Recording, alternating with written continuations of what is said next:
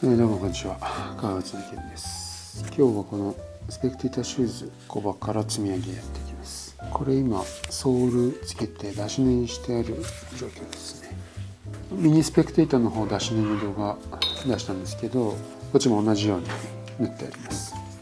ミニとの違いはですね、こっちは内側ベベルドウエスト、これは一緒なんですけど、外側がベベルじゃないですね、スクエアウエスト。そのまま縫い目が見える形で縫ってあります。あとピッチもミニのよりは粗めですね。サイズによってこのピッチ調整する必要があるっていうのもそうだし、外羽というのもあってそんなに細かくは縫ってないです。これ土起こししてあるんですけど、ここを貼る前にヤスリをかけます。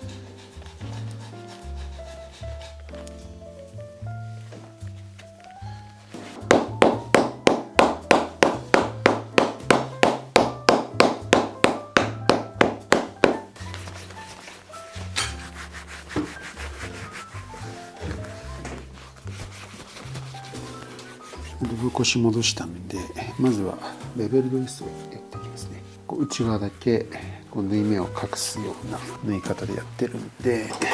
まずちょっと整えます。水をつけて皮を柔らかくして、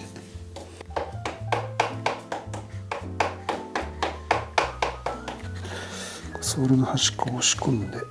巻き込みます。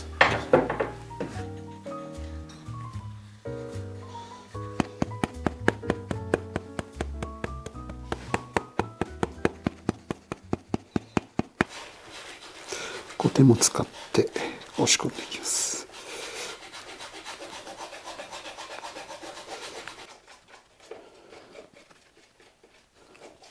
こんな感じですね。縫ってはいるけど全く縫い目が見えないですね。ここは見えてます。そしたらそれ以外の部分を作っていきます。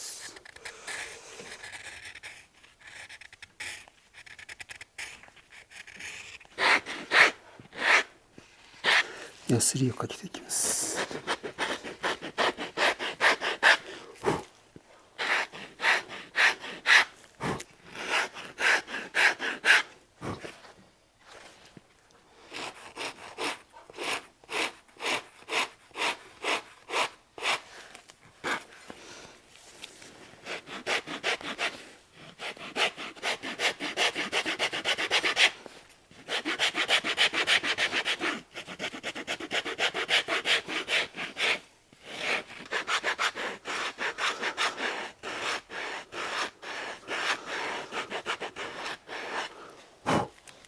だいたいヤスリでコバの形決まったので、次ガラスですね。ガラスをコバにかけていきます。ガラスの端っこ鋭いんで、これ触っただけで別に切れるとかはないんですけど、こうグッと皮に押し付けると刃物の代わりですね。こう表面が薄く削れる感じ。濃く茶色になるところはこれ削れてるところですね。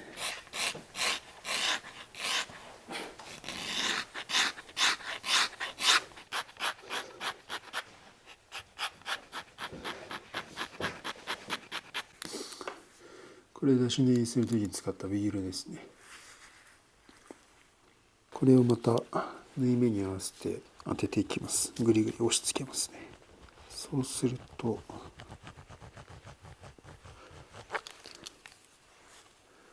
今この辺までウィール当てたところですね。ここはまだ当ててない。こう縫い目がぼやっとしてるんですけど、当てるとこうしっかり溝がきれいにつきます。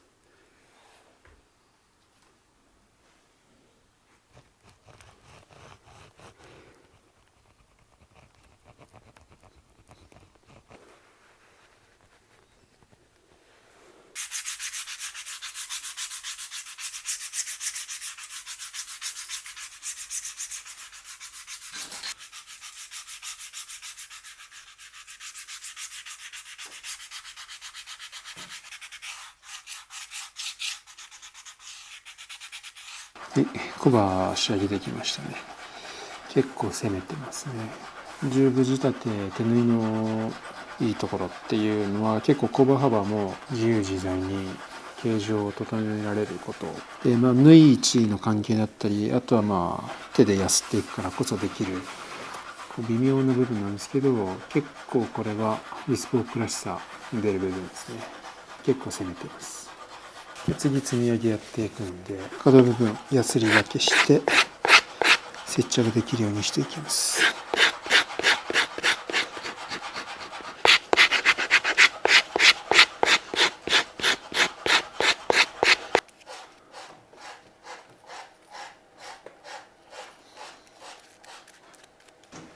鉢巻き貼っていきます。積み上げはまず鉢巻き貼って、その後に4ミリ厚ぐらいの皮を重ねていきます。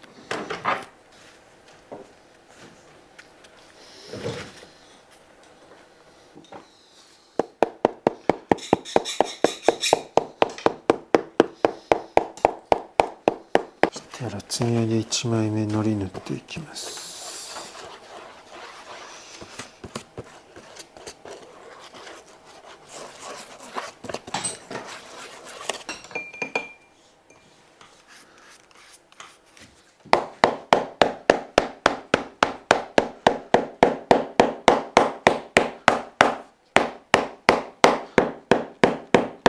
積み上げの皮を貼って余分な部分を切り取り、そして平らにしていくという作業を繰り返していきます。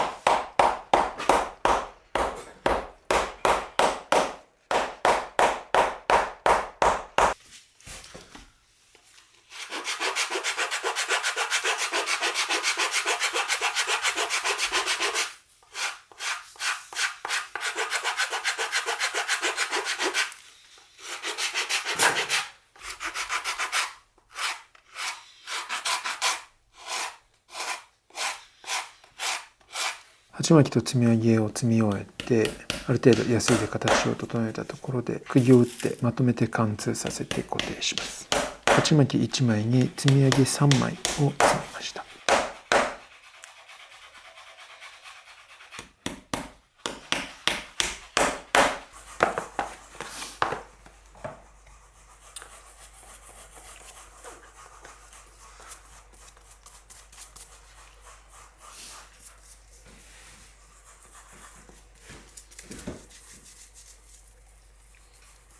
トップリフトを接着する前に積み上げ側に釘を打ってます。釘の頭を切った状態ですね。ここに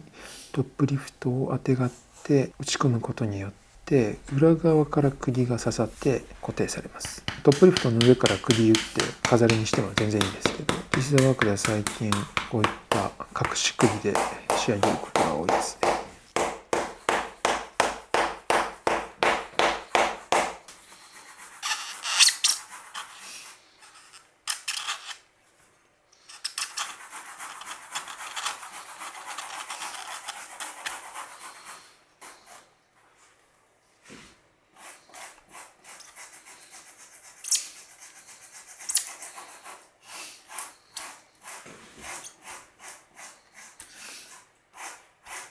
ヒールもコバと同じようにまず木やすりで粗く削ってガラスで整えてやすりで仕上げていきます。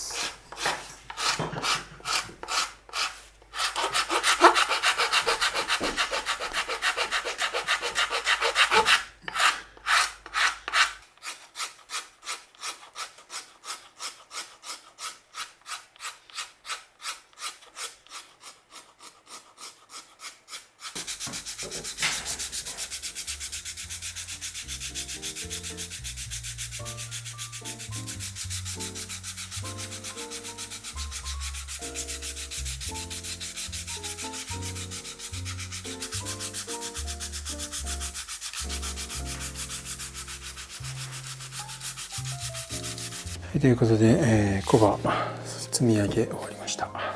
こんな感じですね。この靴の出し値は10番で、ミニスペクテーターほど細かくはない、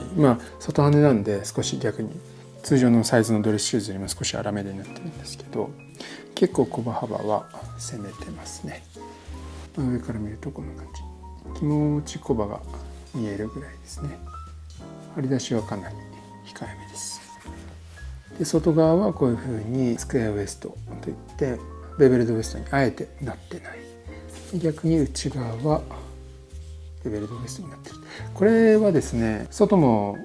内側もベベルじゃなくてスクエアにしてもいいんですけど、このカジュアルの靴で行く場合は、フォーマルの場合はどっちも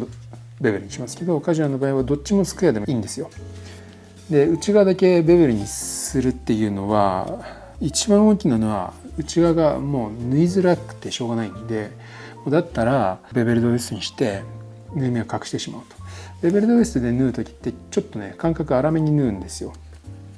それで強度は十分で、結局縫い目隠しちゃうんで粗くて大丈夫、縫いづらいので粗く縫うっていう、そういうことで粗く縫ってるんですね、この円は。っていう、縫いづらいのでも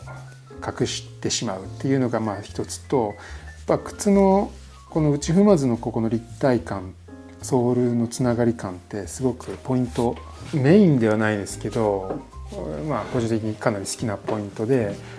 ここの角度、内側から見る斜めの角度って好きな人多いと思うんですよ。ベベルドウエストにしてるとですね、ここの内側からの角度の時にこうグッとソールがここからいなくなって見える、この絞り込んでいるここの造形美っていうのは際立つんで、どうせ内側スクエアにしてあったところで対して変わらないんで、だったらベベルドウエストにしてこの造形美を楽しもうじゃないかという意図もあります。そんな感じで、外側は結構こう直線的、僕の足型で木型がそうなってるっていうのもあるんですけど、直線的なのに対して内側はぐっとえぐれてますね。ダブルソールとかだとベベルにしないんで、ハーフミットとかも同じですけど、その場合は内側もしっかりカッコバンするんですけど、シングルソールの場合はこうやってね、内側だけベベルにすることがあります。ということで積み上げまで終わりまして、最後次回仕上げ、そして磨きやっていきたいと思います。それではまた。